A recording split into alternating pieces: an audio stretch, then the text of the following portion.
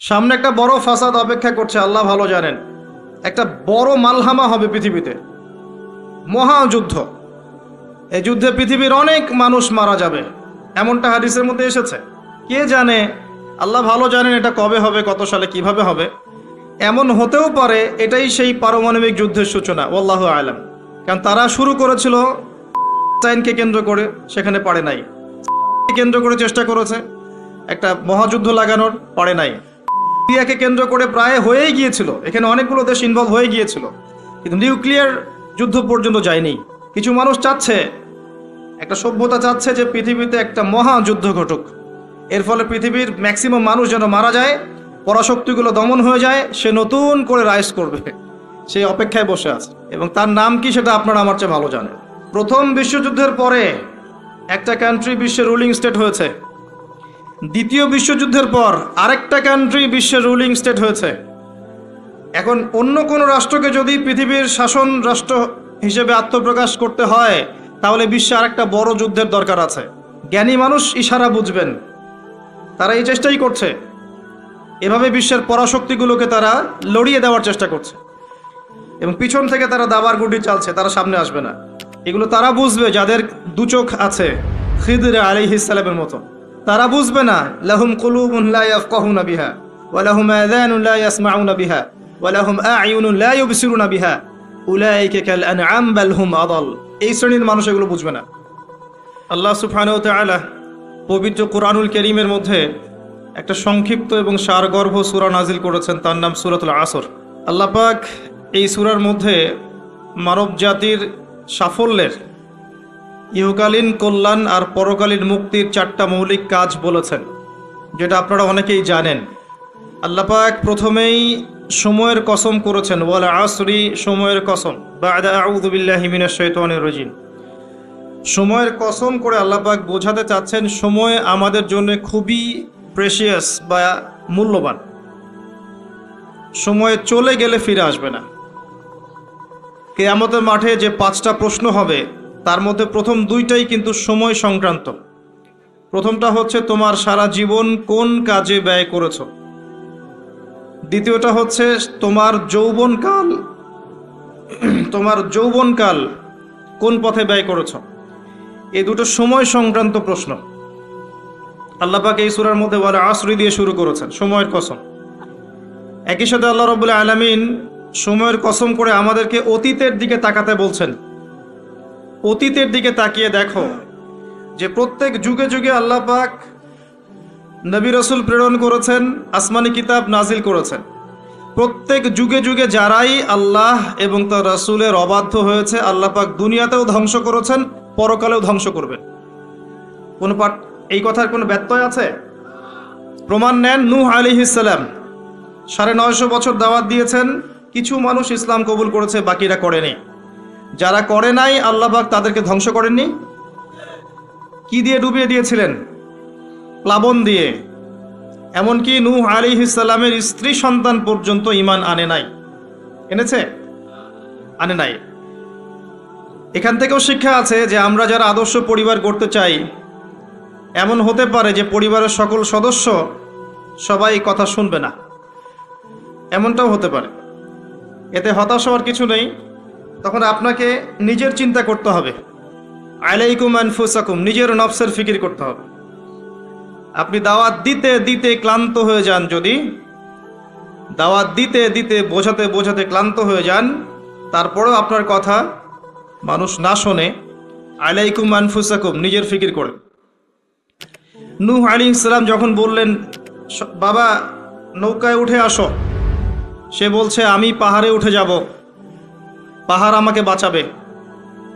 তখন নূহ আলাইহিস সালাম বলছেন, আজকে আল্লাহর আযাব থেকে কেউ বাঁচাতে পারবে না। একটা ঢেউ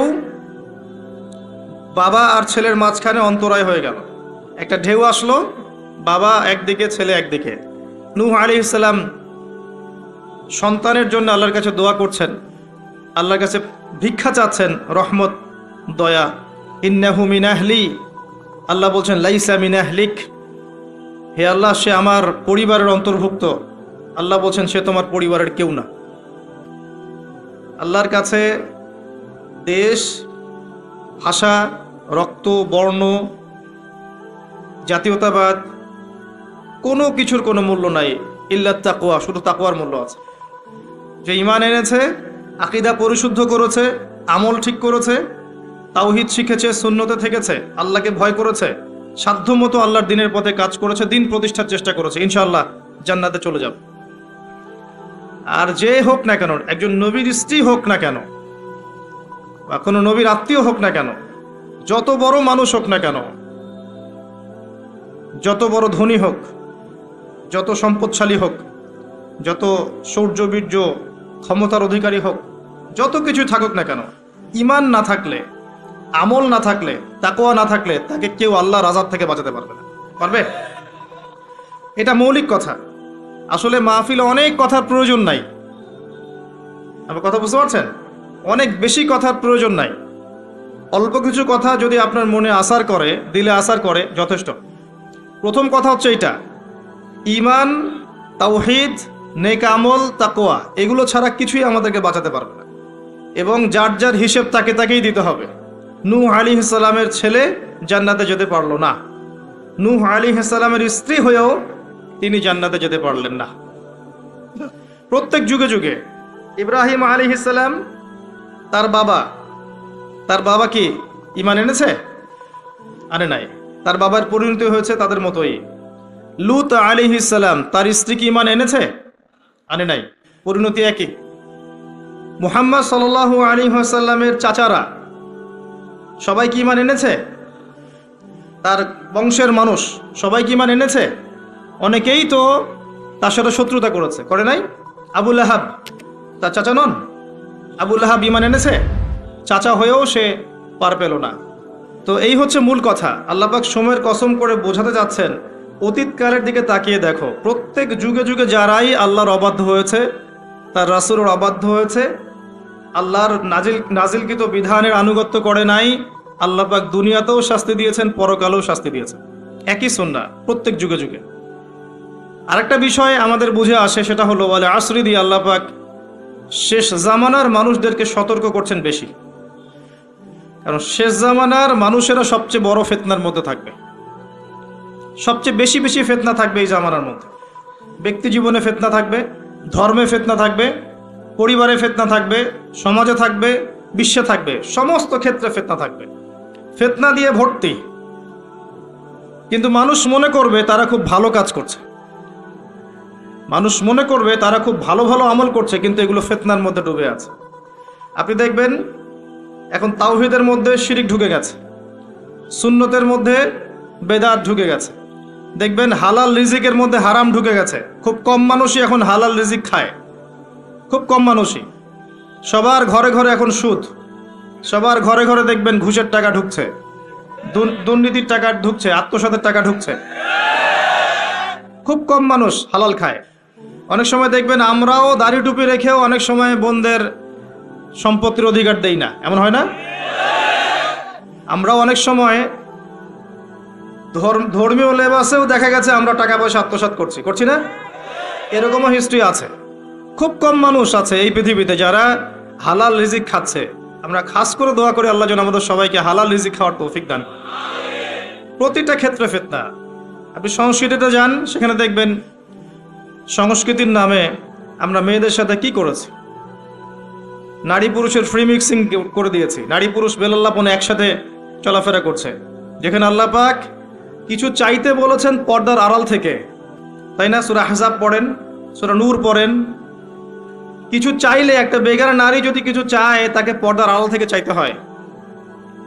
আল্লাহ যেখানে বলছেন ওয়ালা তাকরাবু জিনা, জিনার কাছেও যেও না, সেখানে আমরা জিনাকে বানাচ্ছি কাছে আসার গল্প। কথা বুঝতে পারছেন? ফ্রি মিক্সিং একদম শুরু থেকে, স্কুল লাইফ থেকে শুরু হবে। একদম এই যে ক্লাস 5-6 থেকে শুরু করে এসএসসি, এইচএসসি, অনার্স মাস্টার্স, প্রতিটা ক্ষেত্রে, স্কুল, তারপর কলেজ, তারপর বিশ্ববিদ্যালয়, সবখানে ফ্রি মিক্সিং। নারী পুরুষ একসাথে ক্লাস করবে, একসাথে পড়বে, একসাথে ঘুরবে, তারা বন্ধু। আল্লাহ পাক যে সম্পর্কটাকে হারাম করেছেন, এটাকে হালাল করে আমরা শিক্ষা অর্জন করছি, জ্ঞান অর্জন করছি। প্রতিটা ক্ষেত্রে ফিতনা। এরপরেও আছে পোশাকের ফিতনা, মেয়েরা ছেলেদের পোশাক পরছে। আবার কোনো কোনো ক্ষেত্রে দেখবেন ছেলেরাও মেয়েদের পোশাক পরছে, প্রতিটা ক্ষেত্রে আপনি দেখবেন। এবং মেয়েরা ছেলেদের জায়গা নিয়ে নিচ্ছে সমাজে, প্রতিটা ক্ষেত্রে আপনি গিয়ে দেখেন, হোক সেটা আপনার দোকান বা শপিং মলস বা এয়ারপোর্ট বা আপনার ফিল্ম ইন্ডাস্ট্রি বা মডেলিং বা সংস্কৃতির কোনো ক্ষেত্র বা ব্যাংকিং সেক্টর বা corporate sector, even political sector, সব জায়গায় গিয়ে দেখবেন আপনি মেয়েরা ছেলেদের জায়গা নিয়ে নিচ্ছে। ফ্রি মিক্সিং, এটা ফ্রি মিক্সিংয়ের কারণে। এর ফলে আরও কিছু বিষয় হয়েছে। এর ফলে দেখবেন আপনি জেনা বাড়বে, পরকীয়া বাড়বে, ব্যভিচার বাড়বে, টিজিং বাড়বে, এবং কোনো কোনো ক্ষেত্রে দেখবেন পরিবারের কাঠামো ভেঙে যাবে, ধর্ষণ বাড়বে। এর উপরেও আছে আপনার এই যে নগ্ন ফিল্মস, এই ফিল্মসগুলো দেখার মধ্য দিয়ে এবং গোপনে গোপনে এই পাপের সংস্কৃতিতে লিপ্ত থাকার মধ্য দিয়ে মানুষ ভিতর থেকে পশু হয়ে যাচ্ছে প্রতিটা ক্ষেত্রে। অর্থনীতি বলেন, সংস্কৃতি বলেন, আপনার পরিবারের দিকে তাকিয়ে দেখেন, ফিতনায় ভর্তি, পরিপূর্ণ। পরিবারের কর্তারা এখন ইব্রাহিমের মতো নয়।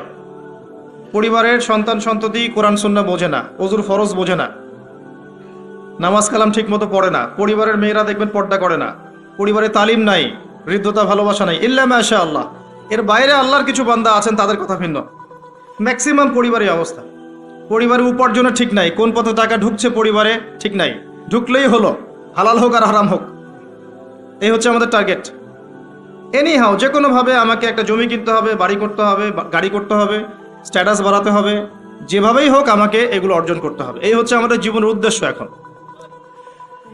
ওয়ার্ল্ড অ্যাফেয়ার্সে গিয়ে তাকিয়ে দেখেন, এই যে ইন্নাল ইনসানা লাফি খুসর, মানুষ অবশ্যই ক্ষতির মধ্যে আছে। আল্লাহ পাক বলেছেন এই পৃথিবীতে মানুষের ক্ষতি দুই রকম হয়, ইহকালীন এবং পরকালীন। দুনিয়াতে যত করাপশন বা দুর্নীতি, এর মূল কেন্দ্র হচ্ছে মানুষ। প্রতিটা ক্ষেত্রে মানুষ ফিতনা ফাসাদ সৃষ্টি করেছে। আল্লাহ এই কথাটা বলেছেন, যাহারাল ফাসাদু ফিল বাররি ওয়াল বাহরি বিমা কাসাবাত আইদিন নাস। জলে স্থলে যত বিপর্যয় ছড়িয়ে পড়েছে, এটা মানুষের হাতের কামাই, মানুষের হাতের কামাই। এমনকি আমরা পরিবেশটাকেও নষ্ট করে ফেলেছি, আবহাওয়াকে নষ্ট করে ফেলেছি, জলবায়ু নষ্ট করে ফেলেছি, পানির স্তর নিচে নামিয়ে দিচ্ছি, অপচয় করেছি, কোনো সেক্টর বাকি রাখি নাই ফাসাদ সৃষ্টি করতে। সামনে একটা বড় ফাসাদ অপেক্ষা করছে, আল্লাহ ভালো জানেন। একটা বড় মালহামা হবে পৃথিবীতে, মহাযুদ্ধ। এই যুদ্ধে পৃথিবীর অনেক মানুষ মারা যাবে, এমনটা হাদিসের মধ্যে এসেছে। কে জানে, আল্লাহ ভালো জানেন এটা কবে হবে, কত সালে, কিভাবে হবে, আল্লাহ ভালো জানেন। এমন হতেও পারে এটাই সেই পারমাণবিক যুদ্ধের সূচনা, আল্লাহু আলাম। কারণ তারা শুরু করেছিল প্যালেস্টাইনকে কেন্দ্র করে, সেখানে পারে নাই। সিরিয়াকে কেন্দ্র করে চেষ্টা করেছে একটা মহাযুদ্ধ লাগানোর, পারে নাই। সিরিয়াকে কেন্দ্র করে প্রায় হয়েই গিয়েছিল, এখানে অনেকগুলো দেশ ইনভলভ হয়ে গিয়েছিল, কিন্তু নিউক্লিয়ার যুদ্ধ পর্যন্ত যায়নি। কিছু মানুষ চাচ্ছে, একটা সভ্যতা চাচ্ছে যে পৃথিবীতে একটা মহাযুদ্ধ ঘটুক, এর ফলে পৃথিবীর ম্যাক্সিমাম মানুষ যেন মারা যায়, পরাশক্তিগুলো দমন হয়ে যায়, সে নতুন করে রাইজ করবে, সেই অপেক্ষায় বসে আছে। এবং তার নাম কি সেটা আপনারা আমার চেয়ে ভালো জানেন। প্রথম বিশ্বযুদ্ধের পরে একটা কান্ট্রি বিশ্বের রুলিং স্টেট হয়েছে, দ্বিতীয় বিশ্বযুদ্ধের পর আরেকটা কান্ট্রি বিশ্বের রুলিং স্টেট হয়েছে। এখন অন্য কোনো রাষ্ট্রকে যদি পৃথিবীর শাসন রাষ্ট্র হিসেবে আত্মপ্রকাশ করতে হয়, তাহলে বিশ্বে আরেকটা বড় যুদ্ধের দরকার আছে। জ্ঞানী মানুষ ইশারা বুঝবেন, তারা এই চেষ্টাই করছে। এভাবে বিশ্বের পরাশক্তিগুলোকে তারা লড়িয়ে দেওয়ার চেষ্টা করছে, এবং পিছন থেকে তারা দাবার গুটি চালছে, তারা সামনে আসবে না। এগুলো তারা বুঝবে যাদের দু চোখ আছে, খিদর আলাইহিস সালামের মতো। তারা বুঝবে না, লাহুম কুলুবুন লা ইয়াফকাহুনা বিহা ওয়া লাহুম আযানুন লা ইয়াসমাউনা বিহা ওয়া লাহুম আ'য়ুনুন লা ইউবসিরুনা বিহা উলাইকা কাল আনআম বাল হুম আদাল। এই শ্রেণীর মানুষ এগুলো বুঝবে না। তো পৃথিবীর প্রতিটা ক্ষেত্রে ফাসাদ মানুষ সৃষ্টি করেছে, আর মানুষের জন্য এই পৃথিবীর ক্ষতি অপেক্ষা করছে, পরকালীন ক্ষতি অপেক্ষা করছে। মানুষ বুঝতে পারছে না যে এর ফলে কি হতে পারে। মেডিসিন বন্ধ হয়ে যেতে পারে, পরিবেশের মধ্যে অক্সিজেনের লেভেল কমে যাবে, ফ্রেশ বাতাস পাবে না মানুষ, ফ্রেশ খাবার পাবে না, ইকোনমি পড়ে যাবে, তেলের দাম বেড়ে যাবে, প্রেশিয়াস জিনিস পাবেন না, নিত্য প্রয়োজনীয় জিনিসের দাম বেড়ে যাবে। নিউক্লিয়ার ওয়েপেন্সগুলো ওই জাপানের হিরোশিমা নাগাসাকির মতো নয়, এখনকারগুলো আরও অনেক শক্তিশালী। একটা বোমা একটা রাষ্ট্রকে উড়িয়ে দেওয়ার জন্য যথেষ্ট। মানুষ কঙ্কাল ছাই হয়ে যাবে, কিচ্ছু করতে পারবে না। আর যেসব রাষ্ট্রের এই ক্ষেপণাস্ত্র প্রতিরক্ষা ব্যবস্থা নাই, তাদের অবস্থা তো আরও অবস্থা খারাপ। কথা বুঝতে পারছেন না? ক্ষেপণাস্ত্র প্রতিরক্ষা ব্যবস্থা থাকে, কেউ যদি মিসাইল ছোড়ে সেটাকে আকাশেই ধ্বংস করা যায়। সেই প্রতিরক্ষা ব্যবস্থা যাদের নাই, তাদের কি অবস্থা হবে চিন্তা করতে পারে। এই মালহামায় মুসলিমরাও জড়িয়ে যাবে, কারণ বিশ্ব এখন একটা, যেটা আমরা বলি যে গ্রামের মতো, ভিলেজ, একটা ওয়ার্ল্ড ভিলেজ, বিশ্ব একটা গ্রামের মতো হয়ে গেছে এখন। একদিকে ঢিল পড়লে আরেকদিকে এর প্রভাব পড়বে। তাই পুরো বিশ্ব একটা পরিবারের মতো হয়ে গেছে। একদিকে সমস্যা সৃষ্টি হলে সমস্ত বিষয়ের দিকে ইফেক্ট হবে, প্রত্যেকটা রাষ্ট্র ইফেক্টেড হবে। তো কেউই আমরা ক্ষতি থেকে মুক্ত নই, না দুনিয়ার ক্ষতি না পরকালে। আর পরকালের ক্ষতি তো আপনারা আমার চেয়ে ভালো জানেন। মানুষের জন্য অপেক্ষা করছে পরকালের সওয়াল জবাব, কবরের আযাব, মিজান, পুলসিরাত, জান্নাত, জাহান্নাম। ইন্নাল ইনসানা লাফি খুসর। তারপরেও মনে হয় আমাদের চালচলন দেখলে যে ক্ষতি আমাদেরকে স্পর্শ করবে না। আমাদের ব্যাপারটা অনেকটা এমন যে আরে অন্যদিকে কি হয় হোক, আমি তো ভালো আছি। যখন সব কিছু নষ্ট হয়ে যায় তখন নিজেও ভালো থাকা যায় না। থাকা যায়? যখন সব কিছু নষ্ট হয়ে যায় তখন নিজেও আর ভালো থাকা যায় না। তো আমাদের ভাগ্যেও ক্ষতি অপেক্ষা করছে, এটা সময়ের ব্যাপার মাত্র। এখনও যদি আমরা সচেতন না হই, নিজেদের ফিউচারের চিন্তা না করি, নিজেদের আমল, আকিদা, পরিবার, রিজিক এগুলোকে না গুছিয়ে নেই, তাহলে সমস্যা আছে। আমরা কি সমস্যায় পড়তে চাই? আল্লাহ পাক আমাদের সবার আকিদাকে পরিশুদ্ধ করুন, আমিন। বেশি থেকে বেশি নেক আমল করার তৌফিক দান করুন, আমিন। আমাদের পরিবারগুলোকে আল্লাহ পাক জান্নাতি পরিবার রূপে কবুল করে নিন, আমিন। সবাইকে আল্লাহ পাক হালাল রিজিকের ব্যবস্থা করে দিন। দিন ইসলামকে প্রতিষ্ঠা করার তৌফিক আল্লাহ পাক আমাদেরকে দান করুন। এবার আসেন, আল্লাহ 4টা কাজের কথা বলেছেন এই সূরার মধ্যে। ইল্লাল্লাযীনা আমানু ওয়া আমিলুস সলিহাত ওয়া তাওয়াসাউ বিল হক ওয়া তাওয়াসাউ বিস সবর। এই 4টা কাজ যে মুমিনরা করতে পারবে, মুসলিমরা করতে পারবে, আল্লাহ পাক তাদেরকে ফিতনা থেকে বাঁচিয়ে রাখবেন ইনশাআল্লাহ তাআলা। 1 নম্বর কাজ ঈমান। ঈমানের পিলার কয়টা? 3টা? 6টা? কয়টা? ইসলামের পিলার 5টা, ঈমানের পিলার কয়টা? 6টা। আল্লাহর প্রতি বিশ্বাস 1 নম্বর, ফেরেশতাগণের প্রতি বিশ্বাস 2 নম্বর, 3 নম্বর আসমানি কিতাব সমূহে বিশ্বাস, 4 নম্বর নবী রসুলগণে বিশ্বাস, 5 নম্বর পরকালে বিশ্বাস, ওয়াল ইয়াউমিল আখির, পরকালে বিশ্বাস, আর 6 নম্বর হচ্ছে তাকদীর বা ভাগ্যের ভালো মন্দের প্রতি বিশ্বাস। এগুলোকে 3টা কাজ করতে হয়। মনে বিশ্বাস করতে হয়, মুখে স্বীকৃতি প্রদান করতে হয়, এবং কাজে বাস্তবায়ন করতে হয়। কেউ যদি খালি বলে, মুখে বলে লা ইলাহা ইল্লাল্লাহ, কাজ নাই, চলবে? তো এই 3টা হচ্ছে আমাদের ঈমানকে টিকিয়ে রাখার মূল মন্ত্র। মনে বিশ্বাস, মৌখিক স্বীকৃতি এবং কাজে বাস্তবায়ন। আল্লাহ পাক আমাদের সবাইকে এটা করার তৌফিক দান করুন। এই ঈমান আনার পরে আমলে সালেহ করতে হয়। আমলে সালেহ কি জিনিস? সহজ কথায় বলছি, কোরআন এবং সুন্নায়, কোরআন এবং হাদিসে আল্লাহ এবং তার রাসূল সাল্লাল্লাহু আলাইহি ওয়াসাল্লাম যতগুলো কাজ করতে বলেছেন সেগুলো করা হচ্ছে আমলে সালেহ। এবং কোরআন এবং সুন্নায় আল্লাহ এবং তার রাসূল যত বিষয় থেকে নিষেধ করেছেন সেগুলো থেকে দূরে থাকাও হচ্ছে আমলে সালেহ। কথা কি বোঝা যায়? যেমন আল্লাহ পাক সালাত আদায় করতে বলেছেন, 5 ওয়াক্ত আদায় করি তো আমরা, এটা আমলে সালেহ। আল্লাহ পাক যাকাত দিতে বলেছেন, নেশাব পরিমাণ সম্পত্তি হলে যাকাত দেই তো আমরা, এটা আমলে সালেহ। দেখছেন ভয়েস কমে গেছে। যাকাত সবাই দেন? সবাই যাকাত দেয় না। সবাই যদি যাকাত দিত, বাংলাদেশের যাদের যাকাত ফরজ হয়েছে এরা যদি সবাই ঠিকঠাক যাকাত দিত, অথবা যাকাত আদায় করা যেত সবার কাছ থেকে, বাংলাদেশের একটা মানুষ না খেয়ে মারা যেত না। চ্যালেঞ্জ করলাম, একটা মানুষও না, ইনশাআল্লাহ তাআলা, ইনশাআল্লাহ তাআলা। এবং ওই চায়না, রাশিয়া যে বড় বড় প্রকল্পগুলো করে, ওর চেয়ে বড় প্রকল্প আমরা করতে পারতাম ইনশাআল্লাহ। আমাদের সম্পদের অভাব হতো না।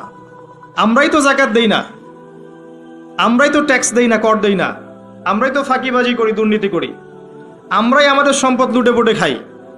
তখন গিয়ে বাইরের বিশ্বের কাছে আমাদেরকে লোন নিয়ে আসতে হয়, ওয়ার্ল্ড ব্যাংকের কাছে, IMF এর কাছে। আবার সেই লোন শোধ করতে হয় চড়া সুদে। ওই সুদ আপনার পকেট থেকে যায়, আমার পকেট থেকেই যায়। দাড়ি টুপি রেখে ভাবছেন যে সুদ খান না, সবাই সুদ খাই। কে বলেছে সুদ খান না আপনি? ওয়ার্ল্ড অ্যাফেয়ার্স বোঝেন না তাই। আমরা যদি সবাই জাকাত দিতে পারতাম, এই চায়না, রাশিয়া, আমেরিকার দাঁড়ানোর ক্ষমতা ছিল না আমাদের সামনে। প্রতিটা সেক্টরে আমরা উন্নতি করতে পারতাম, শুধুমাত্র ইকোনমিক সেক্টরে না, সমরাস্ত্র ক্ষেত্রে, মিলিটারি ক্ষেত্রে, অস্ত্রশস্ত্রের ক্ষেত্রে, প্রযুক্তির ক্ষেত্রে, প্রত্যেকটা সেক্টরে বাংলাদেশ হতো সুপার পাওয়ার ইনশাআল্লাহ তাআলা। এটা সম্ভব ছিল, আমরা করতে দেইনি, বিকজ আমরা আমাদের জাকাত দেইনি। আমরা আমাদের অর্থনীতিকে সমৃদ্ধ করার চেষ্টা করি নাই। একটা জাতির অর্থনীতি একটা বেসিক জিনিস। ইকোনমিক সেক্টর যদি ডেভেলপড না হয়, আপনি যতই তাকবীর মারেন, নারায়ে তাকবীর, আল্লাহু আকবার, কিছু করতে পারবেন না। এটা বাস্তবতা। শুধু আইওয়াস শোডাউন করে লাভ নাই তো, প্র্যাকটিক্যাল হন। আমাদের মাথা পিছু আয় কত, জীবনযাত্রার মান কেমন, অনেক কষ্ট করা হয় এই সেক্টরে। এখন একটা লেভেলে এসেছে, এটা সত্য কথা, যে এখন এই সময় একটা লেভেলে এসেছে যে জীবনযাত্রার মান কিছুটা উন্নত হয়েছে। এটা সত্য কথা, আগের চেয়ে উন্নত হয়েছে। কিন্তু অনেক সেক্টর পড়ে আছে যেখানে আমরা কিছু করতে পারছি না, যেমন প্রযুক্তি খাত, সমরাস্ত্র ক্ষেত্র, অস্ত্রশস্ত্র, মিলিটারি সায়েন্স, অনেক ক্ষেত্র আছে যেখানে আমরা ওদের মতো করতে পারিনি, কারণ আমাদের ইকোনমিক বেসটা দুর্বল। আমাদেরকে ওদের সুদ নিতে হচ্ছে, ওদের কাছ থেকে দান নিতে হচ্ছে, এবং ওরা শুধু এমনি এমনি আমাদেরকে হেল্প করতে চায় না, ওরা ওদের স্বার্থ বজায় রেখেই আমাদেরকে হেল্প করতে চায়। যে উপকার করতে চায়, টাকার ঝুলি নিয়ে, বাস্কেট অফ মানি নিয়ে সামনে আসে, এমনি এমনি আসে না। ওরা ওদের স্বার্থ বুঝে শুনে এটা করতে চায়। চোরা সুদ নিবে তারা, এবং এগুলো সুদ দিতে দিতে আমাদের অবস্থা খারাপ হয়ে যায়। জাকাত দেন প্রিয় ভাইরা, জাকাত দেন। জাকাত আপনার ইকোনমিক সেকশনটাকে সাম্যাবস্থায় নিয়ে আসবে, এবং যাদেরকে আল্লাহ পাক কিছু ক্ষমতা দিয়েছেন, তাদের উচিত, আমি সম্মানের সাথে বলবো, তাদের উচিত যে নিসাব পরিমাণ সম্পদ যাদের হয়েছে, মুসলিমদের অ্যাটলিস্ট, এটা তো অমুসলিমদের সাথে সম্পর্কিত না, মুসলিমদের নিসাব পরিমাণ সম্পদ যাদের হয়েছে, এই জাকাতটাকে সুষ্ঠুভাবে আদায় করার একটা সিস্টেম চালু করেন। দেখবেন ইনশাআল্লাহ তাআলা ইকোনমিক সেকশন অনেক ডেভেলপড হবে ইনশাআল্লাহ। আমরা আমাদের টাকা দিয়ে চলবো। আমাদের দেশে কি ফলে না বলেন তো?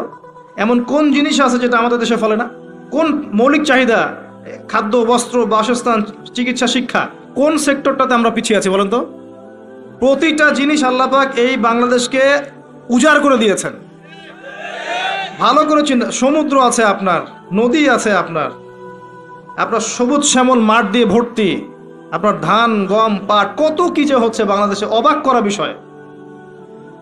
এই দেশের মাটিতে অনেক বড় বড় আল্লাহর ওলিরা এসেছিলেন, জানেন? অনেক বড় বড় দোয়া করেছেন তারা দেশের জন্য, এই জায়গার জন্য। জায়গাটা এমনি এমনি তো সুজলা সুফলা হয়নি। আল্লাহর বান্দারা যখন এখানে তাওহীদে থাকবে, সুন্নতে থাকবে, ইসলামে থাকবে, আল্লাহ আসমান জমিনের বরকতের দরজা খুলে দেবেন ইনশাআল্লাহ। এখন পর্যন্ত এখানে বহু বরেণ্য ওলামা কেরাম আছেন। আল্লাহকে সেজদা করা মানুষের অভাব নাই।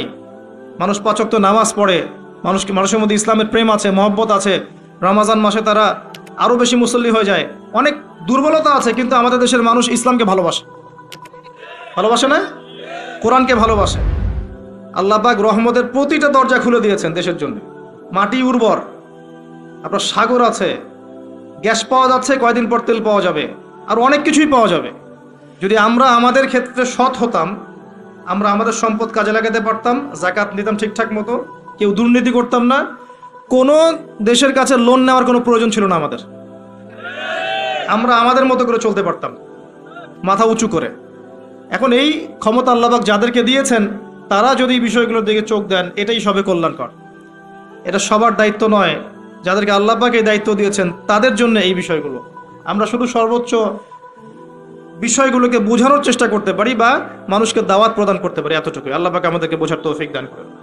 প্রতিটা ক্ষেত্রে আমরা উন্নতি করতে পারবো যদি আপনি সালাতে আসেন, যাকাতে আসেন, ইসলামে আসেন, কোরআন সুন্নায় আসেন। কি বলছিলাম? ইমানের 6 পিলারে 3টা কাজ: মনে বিশ্বাস, মৌখিক স্বীকৃতি, কাজে বাস্তবায়ন, তারপরে আমলে সালেহ। প্রতিটা কাজ যা আল্লাহ এবং তার রাসূল করতে বলেছেন, করলেই আমলে সালেহ। যেমন নামাজ, আমলে সালেহ; যাকাত, আমলে সালেহ। আপনি সামর্থ্য হলে হজ করবেন, আমলে সালেহ; ওমরা করবেন, আমলে সালেহ। রমজান মাস আসছে সামনে, রমজানে 30টা রোজা রাখবেন, তারাবির সালাত পড়বেন, কোরআন খতম দিবেন, সব কি? আমলে সালেহ। আমরা দোয়া করি আল্লাহ পাক যেন আমাদের সবাইকে রমজানে পৌঁছে দেন এবং বেশি থেকে বেশি রমজানে আমল করিয়ে গুনাহ মাফ করানোর তৌফিক আল্লাহ পাক আমাদেরকে দান করেন। আমিন।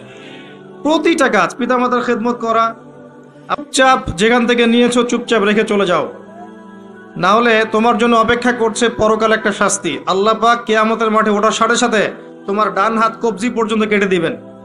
খুব সতর্ক। আর এই যে এই কথাটা আল্লাহ পাক আমার মুখ দিয়ে বের করালেন, তোমার কানে কিন্তু পৌঁছেছে, তুমি দাওয়াত পেয়েছো। সতর্ক আমি করেছি। চুরির শাস্তি কবজি পর্যন্ত হাত কেটে ফেলা। আমাদের চুরির শাস্তি গণধোলাই দেয়া হয় না, এটা ঠিক না, এটা ঠিক না, এটা গায়ে আইন হাতে তুলে নেবেন না। শাস্তি হাত কেটে ফেলা এটা ইসলামিক লস, এখানে বাস্তবায়িত নাই, কিন্তু এটা লস। আল্লাহ পাক এটা করবেন কিন্তু পরকালে। সতর্ক সাবধান থাকবেন। আর সিসকে চোরকে আর কত পিটাবেন? আপনার আমার মাথার উপরে তো অনেক বড় বড় চোর বসে থাকে, তখন কি করবেন? কোটটায় স্যুট পরে মানুষকে লুটছে। যত বেশি বাহ্যিক চাকচিক্য তত বড় প্রতারণা করা হয়, লুটপাট করা হয়। এগুলো তো আপনি কিছু করতে পারবেন না। যে ভাই এই কাজ করেছেন, আল্লাহর ওয়াস্তে এই বিষয়গুলো রেখে চলে যান, গোপনে রেখে চলে যান। ইনশাআল্লাহ আল্লাহ পাক আপনার পাপকে গোপন করে দিবেন, আল্লাহ আপনাকে মাফ করে দিবেন। আল্লাহকে ভয় করে এগুলো রেখে চলে যান। যদি আপনি এই হারাম টাকা নিজের পেটে ঢুকান, জাহান্নামের আগুন পেটে ঢুকাবেন। আল্লাহ পাক বোঝার তৌফিক দান করুন। আসেন, আমি লম্বা সময় আলোচনা করতে পারবো না, আমি গুটিয়ে নিব। আমরা আমলে সালেহে কথা বলছিলাম। প্রতিটা কাজ যদি আপনি নবী সাল্লাল্লাহু আলাইহি ওয়াসাল্লামের সুন্নাহ মতো করেন, আমলে সালেহ হবে। চরিত্র রক্ষা করার জন্য আপনি বিয়ে শাদী করেছেন, পরিবারকে ভরণ পোষণ করাচ্ছেন, এমনকি স্ত্রীর সাথে যে মিলিত হচ্ছেন, এটাও আপনার নেকি হবে ইনশাআল্লাহ। প্রতিটা কাজ। একই সাথে আরেকটা পয়েন্ট ভুলবেন না, কোরআন এবং সুন্নাতে আল্লাহ পাক যত বিষয়কে নিষেধ করেছেন, এই নিষেধগুলো বর্জন করার নামও কিন্তু আমলে সালেহ। শুধুমাত্র নেকি কাজ করব আর পাপ কাজ ছাড়বো না, এমনটা কিন্তু আমলে সালেহ নয়। যেমন আল্লাহ পাক শিরিক করতে নিষেধ করেছেন, শিরিক না করা আমলে সালেহ। কুফরি করতে নিষেধ করেছেন, কুফরি না করা আমলে সালেহ। আল্লাহ পাক বেদাত করতে নিষেধ করেছেন, বেদাতি আমল না করা কি? আমলে সালেহ। আল্লাহ পাক হারাম খেতে নিষেধ করেছেন, হালাল খাওয়া আমলে সালেহ। আল্লাহ পাক পর্দা করতে বলেছেন, বেপর্দায় না চলা আমলে সালেহ। আল্লাহ পাক জেনার ধার কাছেও যেতে নিষেধ করেছেন, তাই চরিত্র রক্ষার জন্য বিয়ে করা কি? আমলে সালেহ। প্রতিটা কাজ যা আল্লাহ করতে বলেছেন করা আমলে সালেহ, রাসূল করতে বলেছেন সাল্লাল্লাহু আলাইহি ওয়াসাল্লাম করা আমলে সালেহ। সেই প্রতিটা কাজ যা আল্লাহ এবং তার রাসূল নিষেধ করেছেন, সেগুলো না করাও আমলে সালেহ। মনে থাকবে কথা। আমাদের একটা সমস্যা বলি এখন, আমরা যেটা করি সেটা হলো আমরা অনেক ভালো কাজ করি ঠিকই, কিন্তু আল্লাহর হারামগুলোকে ছাড়তে পারি না। কথা ঠিক না বে ঠিক?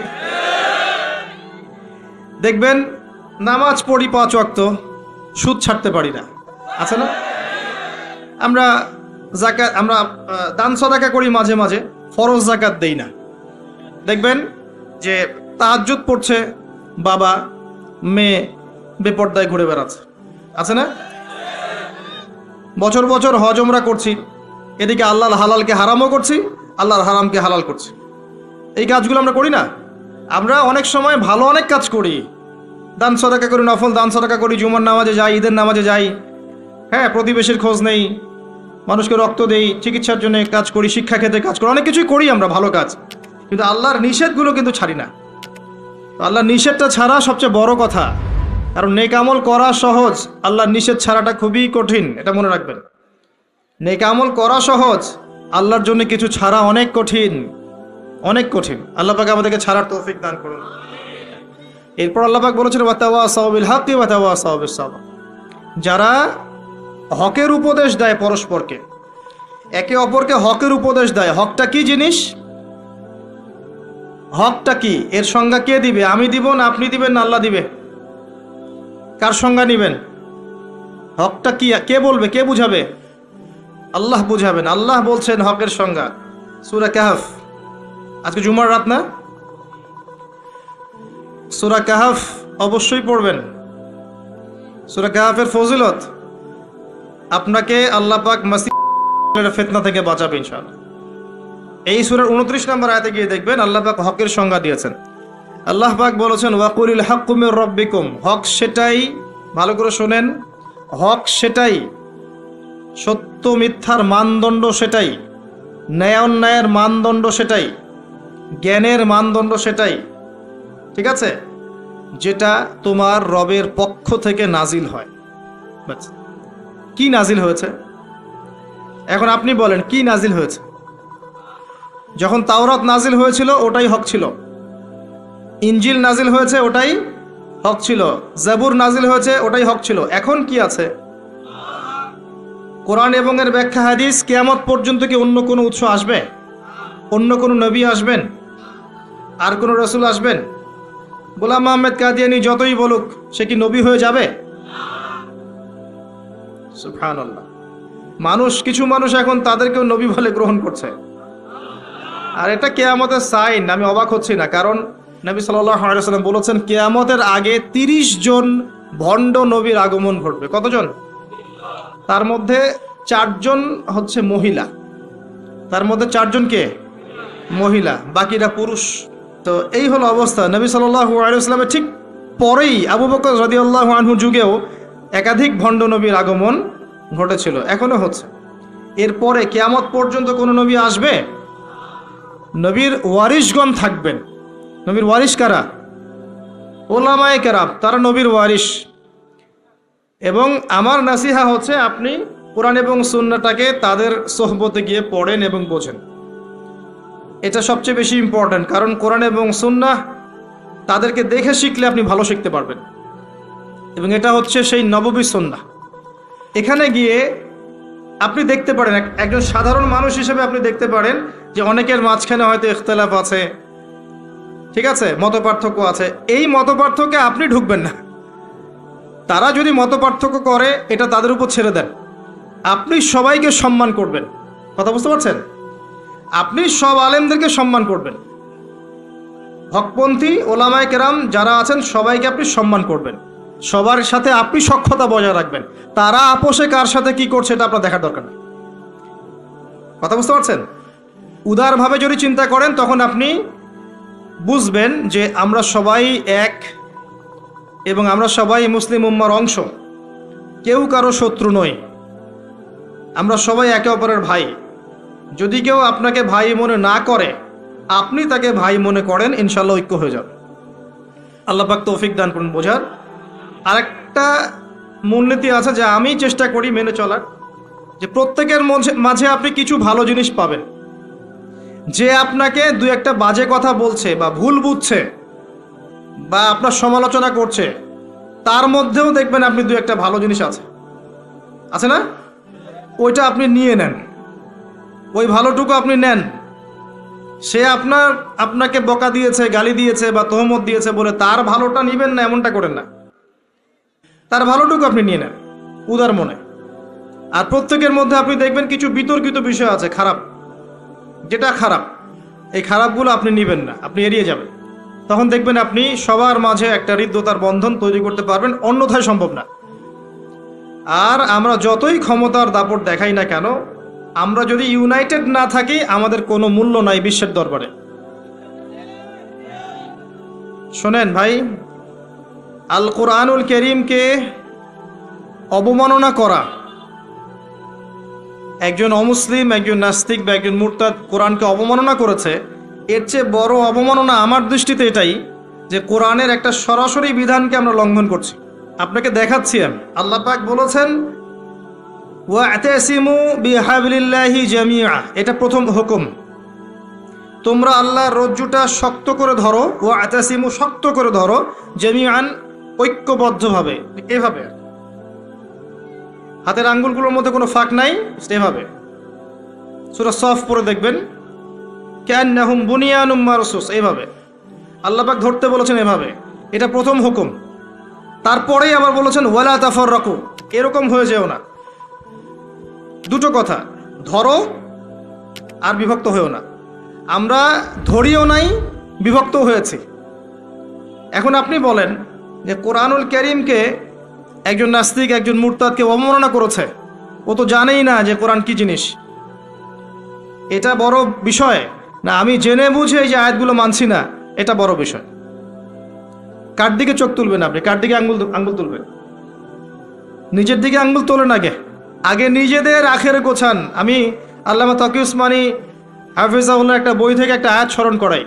একটা আয়াতকে নিয়ে তিনি একটা বই লিখে ফেলেছেন যে ইয়া আইয়ুহাল্লাযীনা আমানু আলাইকুম আনফুসাকুম লা ইয়াদুররুকুম মান দাল্লা ইন ইহতাদাইতুম ইলাল্লাহি মারজিউকুম জামিআন ফায়ুনাব্বিউকুম বিমা কুনতুম তা'মালুন।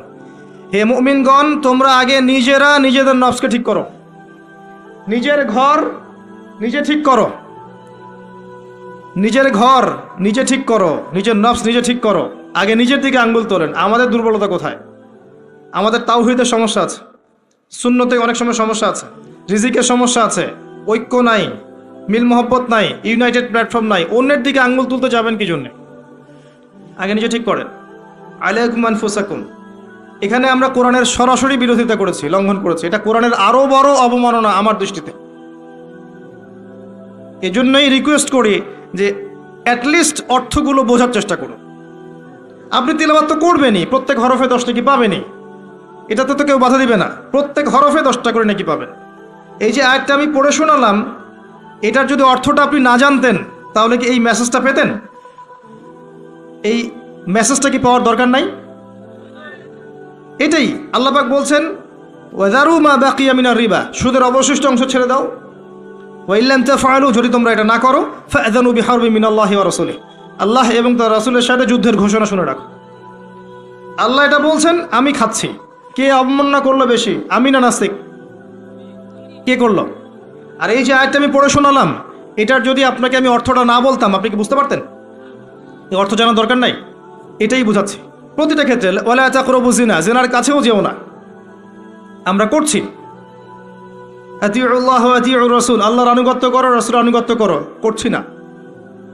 তো আমরা কোরআনের যে আয়াতগুলোকে মানছি না বা আমল করছি না, এটা কি কোরআনের অবমাননা হচ্ছে না? এবং আল্লাহর এই মেসেজগুলো যে আমরা বোঝার চেষ্টা করছি না, এটা কি কোরআনের অবমাননা হচ্ছে না? কোরআনের ভিতরে তো ঢুকতে হবে, এর হকটা আদায় করতে হবে। আল্লাহ পাক আমাদেরকে বোঝার তৌফিক এনায়েত করুন, আমিন। এবং এই কাজগুলো কাদের? যারা এগুলোর জ্ঞানে দক্ষ, তাদের কাছে গিয়ে আপনি এগুলো জানবেন। এতে তাদের সম্মান আরও বাড়বে, কমবে? কখনো না। হকটা আল্লাহর পক্ষ থেকে আসে এবং এই হকের দাওয়াত একে অপরকে দিতে বলা হয়েছে। যত মানুষ আপনার আহ্বানে হকপন্থী হবে, হকের পথে আসবে, এই সমস্ত মানুষের নেকি আপনি পাবেন ইনশাআল্লাহ তাআলা। এবং যদি কেউ আপনার দ্বারা বাতিলপন্থী হয়ে যায়, পথভ্রষ্ট হয়ে যায়, তাহলে ওই মানুষদের গুনাহও কিন্তু আপনার কাঁধে চলে আসবে। তাই সতর্ক হওয়া উচিত আমাদের সবার। আল্লাহ পাক আমাদের সবাইকে সতর্ক হওয়ার তৌফিক এনায়েত করুন, আমিন। সর্বশেষ আল্লাহ পাক বলেছেন ওয়াতাওয়াসাউ বিস-সবর, ধৈর্যের কথা। সবর মানে এটা নয় যে আমি পরিস্থিতি পরিবর্তনের অপেক্ষায় বসে আছি, এখন খারাপ সময় চলছে, এক সময় ভালো সময় আসবে, আমি ভালো হয়ে যাব, এটার নাম সবর নয়। সবর মানে খারাপ অবস্থার পরিবর্তনের চেষ্টা করা, এর জন্য স্ট্রাইভ করা। সবরের এক্সাম্পল আপনি নেন নূহ আলাইহিস সালাম থেকে 950 বছর দাওয়াতি কাজ করেছেন। সবরের এক্সাম্পল নেন ইব্রাহিম আলাইহিস সালামের কাছ থেকে, পরিবার ছেড়ে দিয়েছেন, সমাজ ছেড়ে দিয়েছেন, আগুনের পরীক্ষাও দিয়েছেন। সবর নেন ঈসা ইবনে মারইয়ামের কাছ থেকে, আল্লাহ পাক শেষে পৃথিবীতে জায়গায় হয়নি, আল্লাহ পাক তাকে আসমানে তুলে নিয়েছেন। সবর দেখেন মুহাম্মদ সাল্লাল্লাহু আলাইহি ওয়াসাল্লামের 23 বছর নবী হওয়ার পরে কত যে নির্মম অত্যাচার তাকে সহ্য করতে হয়েছে, আমাদের কল্পনার বাইরে। তাকে সারা জীবনে 16টা গালি খেতে হয়েছে, তাকে 15 বার মানুষ হত্যা করার চেষ্টা করেছে, আত্মীয় স্বজন তাকে তিরস্কার করেছে, গলার মধ্যে গামছা পেঁচিয়েছে, এই যে আপনার উটের ভুঁড়ি, নাড়ি ভুঁড়ি পিঠে চাপিয়ে দিয়েছে, দেয় নাই? তাকে দেশ থেকে চলে যেতে হয়নি, তায়েববাসী তাকে আঘাত করেনি, উহুদের প্রান্তরে তার দাঁত শহীদ হয়ে যায়নি। এত কিছু করতে হয়েছে কি জন্যে? হকের জন্যে। এই সবরের প্রশ্ন আসবে যখন আমরা হকের উপর থাকবো, তখন সবরের প্রশ্ন আসবে। গোল আলু মার্কা মুসলিম হলে তার সবরের প্রশ্ন আসছে না। কথা বুঝতে পারছেন না? যদি যে বিষয়গুলো নিয়ে কথা বললে বা যেগুলো করলে কোনো সমস্যা নাই, কেউ কিচ্ছু বলবে না, খাওয়ার পর মিষ্টি খাওয়া সুন্নত, তাই না? তাসবিহ তাহলিল করা সুন্নত, তারপরে খাওয়ার আগে বিসমিল্লাহ, খাওয়ার শেষে আলহামদুলিল্লাহ, বাথরুমে যাওয়ার আগে একটা দোয়া, বের হওয়ার পরে একটা দোয়া। এই যে বিষয়গুলো আছে, যেগুলো ইসলামের চরম শত্রুর মুখের উপর বললেও তার কোনো সমস্যা নাই, তখন কোনো বাধার প্রশ্ন আসবে না। যখন আপনি কমপ্লিট ইসলামটাকে সমাজের সামনে উপস্থাপন করার চেষ্টা করবেন এবং এটার জন্য আপনি স্ট্রাইভ করবেন, তখন আপনার হকের পথে বাধা আসবে, তখন সবরের প্রশ্ন আসবে। এবং এই সবরের এক্সাম্পল আমরা নবীদের জীবন থেকে নিতে পারি, রাসূলুল্লাহ সাল্লাল্লাহু আলাইহি ওয়াসাল্লাম সাহাবায়ে কেরামের জীবনী থেকেও নিতে পারি। আল্লাহ পাক আমাদের সবাইকে তার দ্বীনের পথে হকপন্থী হওয়ার তৌফিক দান করুন এবং সবর করার তৌফিক দান করুন, আমিন। এই সূরাটা যথেষ্ট একজন মানুষের শেষ করার জন্যে, তার নফসের যত খারাপ খয়সাত আছে এগুলোকে দমন করে আল্লাহর সান্নিধ্য লাভ করার জন্য এই একটা সূরাই যথেষ্ট। আমি অনেক লম্বা আলোচনা আজকে করলাম না, শুধুমাত্র মৌলিক কিছু কথা বলছি যে আল্লাহ পাক আমাদেরকে পরকালে উদ্ধারের জন্য এবং দুনিয়াতে সফল হওয়ার জন্য এই সূরার মধ্যে 4টা কাজের কথা বলেছে। আমার সাথে একবার বলেন, প্রথম কাজটা কি? ঈমান। ঈমানের পিলার কয়টা? 6টা। মনে থাকবে? এই 6টাকে কি করতে হবে? মনে বিশ্বাস, মুখে স্বীকৃতি, কাজে বাস্তবায়ন। এরপরে আসবে আমলে সালেহ। আমলে সালেহ কাকে বলে? আল্লাহ এবং তার রাসূলের সমস্ত আদেশ মানা কি? আমলে সালেহ। তার সমস্ত নিষেধ বর্জন করা কি? ঈমান। আমলে সালেহের সাথে লাগবে হকের দাওয়াত। হক কোনটা? যেটা বলেন আল্লাহর পক্ষ থেকে নাজিল হয়েছে, আল্লাহর ওয়াহি। আল্লাহর ওয়াহি এখন কি? কোরআন এবং সুন্নাহ। এই কোরআন সুন্নাহকে আপনি নিজে আমল করবেন, পরিবারে আমল করাবেন, চেষ্টা করবেন সমাজে বাস্তবায়ন করার। আল্লাহ আপনাকে যেখানে সামর্থ্য দিয়েছেন সেখানে আপনি করবেন। আল্লাহ পাক তৌফিক দান করুন। এবং এই হকের পথে চলতে গেলে আপনার বাধা আসবে, তখন আপনাকে সবরের প্রশ্ন আসবে। এবার আপনি সবর করবেন নূহ আলাইহিস সালামের মতো, ইব্রাহিম আলাইহিস সালামের মতো, মূসা ঈসা আলাইহিস সালাম তাদের মতো, মুহাম্মদ সাল্লাল্লাহু আলাইহি ওয়াসাল্লাম তার সাহাবায়ে কেরাম রাদিয়াল্লাহু আনহুম আজমাইন তাদের মতো। আল্লাহ পাক আমাদের সবাইকে এই 4টা গুণাবলী অর্জন করার তৌফিক ইনায়াত করুন, আমিন।